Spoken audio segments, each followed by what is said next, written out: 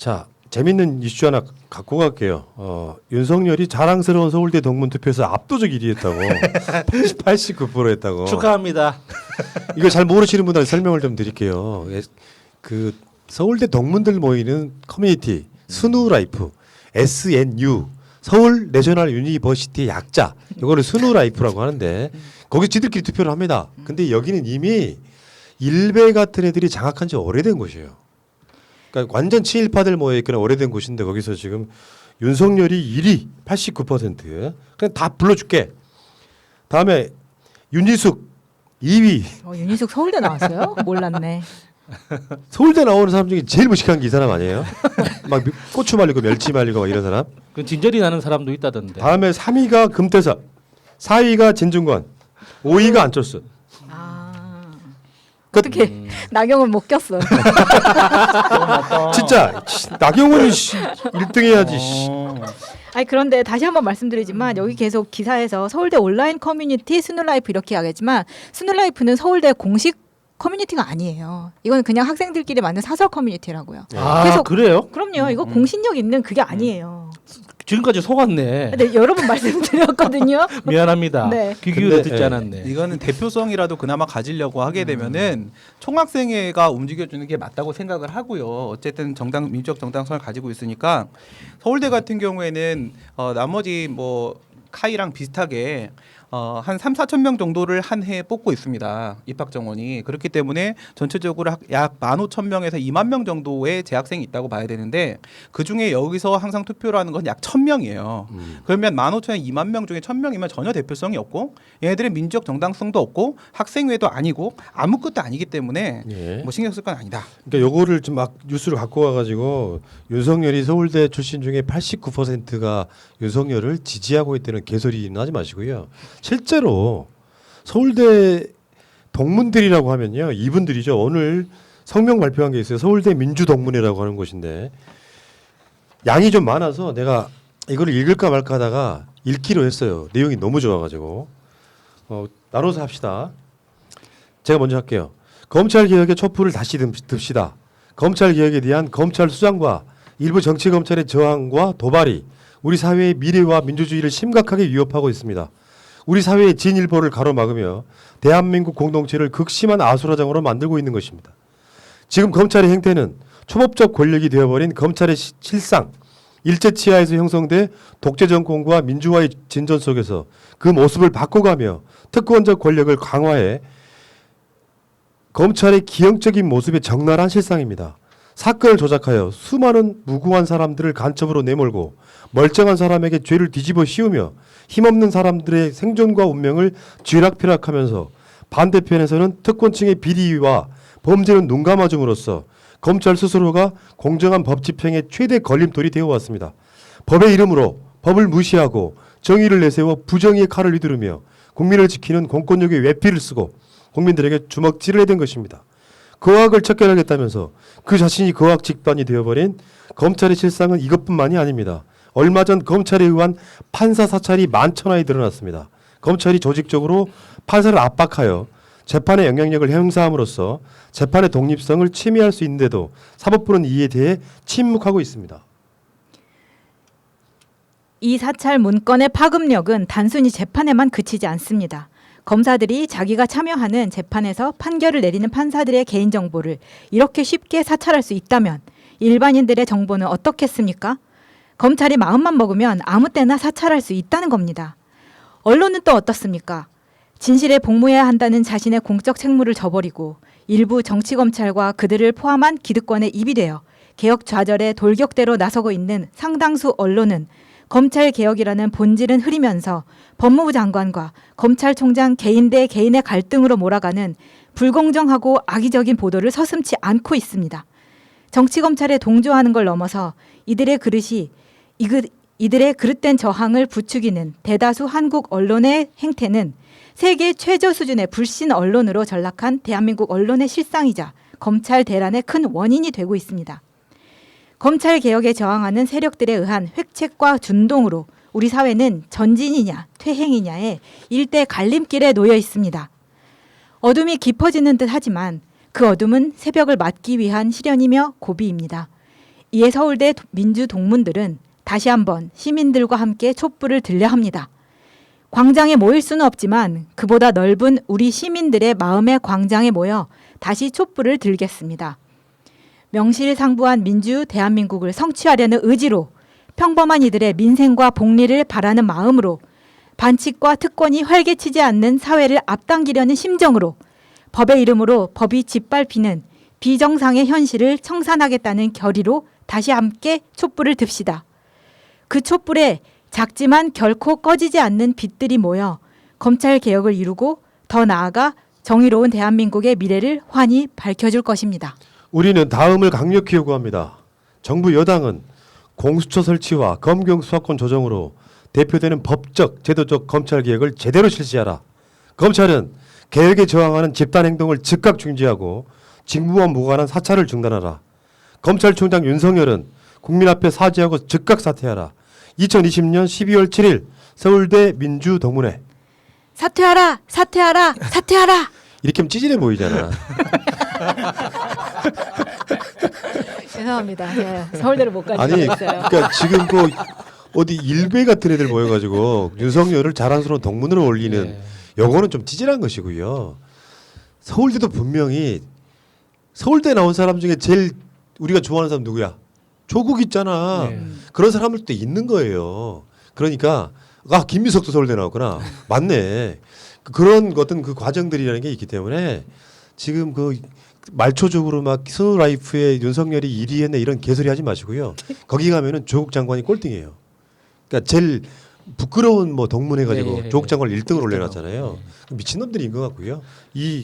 이분들 서울대 민주동문회에서 지금 3가지 요구사항을 깊게 한번 지켜보시기 바라겠습니다. 그리고 또 있습니다. 천주교 사제, 수도자 4,000명 검찰개혁 지지 동참했습니다. 그래서 지금 천주교, 개신교, 원불교, 불교로 구성된 종교계 100인이 12월 1일 날 추미애 장관의 검찰개혁을 지지한다는 입장 발표했고요. 오늘 천주교 사제, 수도자 4,000명도 검찰개혁 지지에 동참을 하고 나섰고요. 이분들은 뭐라 그랬냐면은 법무부 장관이 제기한 윤석열 검찰총장에 대한 직무 배제 6가지 이유에서 여실히 드러났지만 남의 허물에 대해서는 티끌 같은 일도 사납게 따지면서 자신에게는 한없이 관대해지는 검찰총장의 이중적 태도는 검찰의 고질적 악습을 고스란히 보여준다 이렇게 발표를 했고요. 여기에 이 사제단에 따르면은 김희중 대주교 등 대주교와 주교 6명과 사제 926명 등 모두 3,951명이 참여했습니다. 대주교까지 지금 나섰습니다. 그러니까 종교인들이 이렇게 그 시국 선언을 하는 건 검찰 개혁이 엄중한 역사적 과제인 점도 분명히 있겠지만 만에 하나 그럴 일은 절대 없을 거라고 보지만 만에 하나 검찰 개혁에 실패한다고 하더라도 우리 국민들이 이미 알아버렸거든요. 검찰 개혁이 필요하고 검찰이 변해야 된다는 걸 알아버렸기 때문에 이미 안 사람들은 절대 모르던 때로 다시 못 돌아갑니다. 그렇게 되면 대한민국의 역사를 돌이켜 보세요. 국민들이 한번 각성하고 나면 피를 흘려서라도 반드시 해내고 말거든요. 그러니까 종교인들이 걱정하는 건 검찰 개혁이 만약에 미완의 혁명으로 끝났을 때 국민들이 절대로 참지 않고 계속 추진할 건데 그 과정에서 분명히 다치는 사람이 나올 거거든요. 과거처럼 분신하는 사람도 나올 테고 투신하는 사람도 나올 거란 말이에요. 그런 국민의 생명이 훼손되는 걸 지켜볼 수 없기 때문에 지금 합법적으로 피 흘리지 않고 진행되는 개혁에 대해서 순순히 받아들여라 이런 경고의 메시지인 거예요. 근데 오늘 중앙일보 같은 경우에는 오늘 헤드라인이 이거였어요. 서울대 교수 10인 윤석열 징계는 법치에 대한 도전. 10명 가지고. 10인. 진짜 욕할 뻔했다. 이렇게 4,000명, 뭐 종교계 100인 이렇게 중요한 뉴스는 다 빼고 자기들 입맛에 맞는 10명. 진짜 정말 악랄하더라고. 새나리온 메일 하나만 읽어드려볼까요? 안녕하세요. 푸른나무님. 저는 시드니 교민 KT라고 합니다. 전국에 있는 깨시민들의 결연한 의지를 모아야 할 때라고 생각합니다. 징계위 개최 하루 전인 수요일 9일 전국의 모든 깨시민들은 편한 시간, 편한 장소를 골라 일제히 거리 1인 시위에 나섭니다. 구호는 윤석열 아웃으로 통일하면 됩니다. 푸나님께서 앞장서서 이 제안을 널리 알려주시면 어떨런지요? 감히 제안 드려봅니다. 저희 부부는 검찰개혁 촉구 해외 동포 1,000명 선언 준비에 참여하였고 인증사진으로 동참할 예정입니다. 항상 좋은 방송, 저희에게 용기와 희망을 주는 방송해 주셔서 감사드립니다. KT. 예, 이번에 이제 KT님은 9일날 수요일날 전국의 모든 개시민들이 편한 시간 편한 장소를 골라서 일제히 거리 1인 시위에 나서자. 윤석열 아웃이라고 구호는 통일하고요. 뭐 해임이란 뜻이겠죠. 그리고 어쨌건 여러분들 이것도 괜찮습니다. 이건 뭐 어떤 차원에서 하는 게 아니라 그렇게 아무 데서나 그 행위를 하고 1인 시위를 하고 인증서도 올려주면 되는 거지. 예. 그 뭐 길게 하실 필요도 없는 거 아니에요. 한 5분만 하더라도. 너무 좋은 의견이고요. 어. 지금 저희 이거 아까 보고 나서 요거 다른 건 못해도 이거만큼 꼭 참여했으면 좋겠다. 이제 수업 없는 시간 해갖고 장승배 기억 앞에서 저는 이거 들고 만들어야 되나 이거 네, 들고 아웃 이렇게 그래서 올려주세요. 온라인에 회자되는 게 더 중요해요. 맞아요. 여기저기 막 SNS 어디 다 올리는 거야. 자 한번 해보시자고요. 네. 자 KT님 감사드리고 SKL님도 하나 이메일 보냈습니다. 안녕하세요. 지난해 범죄 피해자로서 고소 사건을 진행하였습니다. 그 조사 과정에서 검찰 수사관으로부터 부당한 처사를 당했습니다. 해당 수사관은 피고소인 측에서 편파적인 수사를 하였을 뿐만 아니라 고소인인 저에게 반말과 서류 던지기, 삿대질하기, 고성 지르며 화내기 등 폭언을 수차례 하였고 조서를 확인하고 있는 중에는 누군가와 통화를 하며 저런 놈 처음 본다. 지금 조서 하나하나 보고 있다. 라면서 공무상 기밀을 누설하였습니다. 아마도 피고소인 측 누군가에게 사건을 보고하는 것으로 보였습니다. 이에 대해 인권위에 진정을 요청했지만 인권위는 검찰 수사관에게는 수사관님이라고 깍듯하게 호칭하며 제게는 누구누구 씨 하며 제대로 된 조사의 의지를 안 보여서 추가 증거 자료를 제출하지 않았었습니다. 폭언의 녹취와 조사 당시 메모 기록을 근거로 현재 법무부에 진정하였고 현재 검찰 인권감독관실에 사건이 배정되어 있습니다. 허나 또 이대로 사건이 흐지부지 될지 걱정이 앞서고 있습니다.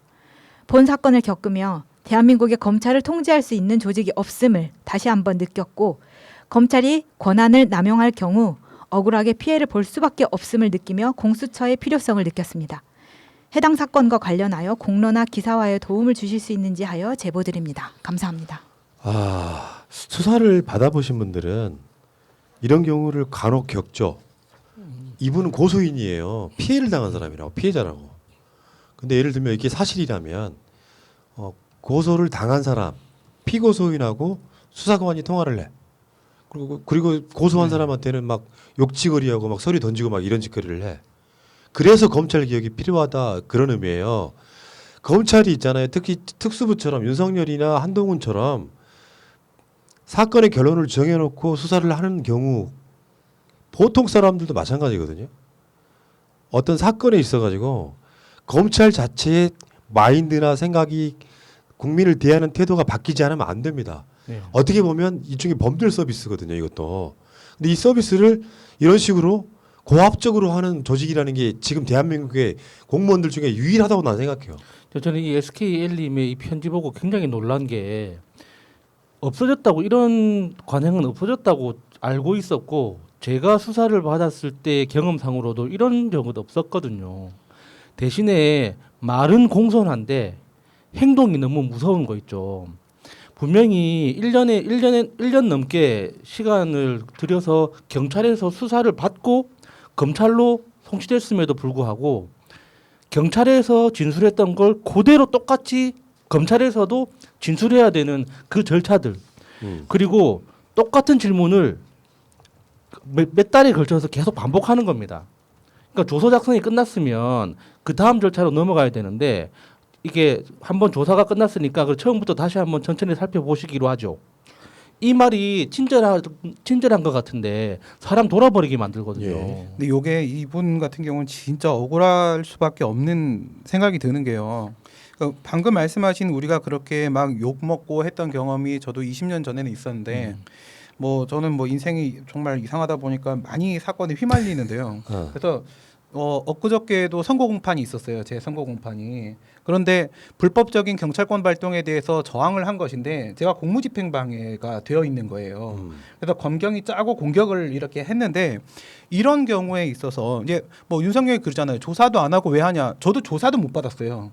경찰 조사도 못 받았고 검찰 조사도 못 받았는데 공소장은 날라오는 거예요. 이러고 변론에 성공했는데도 불구하고 네, 증거가 하나도 없는데 저쪽에 증명해야 돼. 증거 하나도 없는 상태에서 유죄 인정해버리는 거죠. 근데 여기에 대해서 우리 학생들이 엄청나게 많이 보내준 그 탄원서 때문에 그나마 양정에서 좀 어느 정도 도움을 받긴 했지만 근데 지금 이분 같은 경우에는요. 정말 어이가 없는 게 이분은 지금 피의자가 아니라요. 고소를 한 분이에요. 피해자분이에요. 피의자한테 막대하는 건 많이 봤지만 피의자에게. 네, 이분은 피해자야, 피해자. 피해자분인데 이분한테 이런 행동을 한다는 건 정말 납득이 예. 안 되는 일이죠, 진짜. 그러니까요. 네. 자, 그래서라도 검찰 개혁은 필요합니다. 우리 일상에 있어서 고압적일 수밖에 없는 공무원은 전 제가 봤을 때 경찰이나 검찰밖에 없다고 생각해요. 나머지 굉장히 친절하시잖아요. 다른 일선의 행정기관들 예. 가면은 자, 그것도 한번 생각을 해보시고요. 자, 그 이야기는 여기까지 하겠습니다.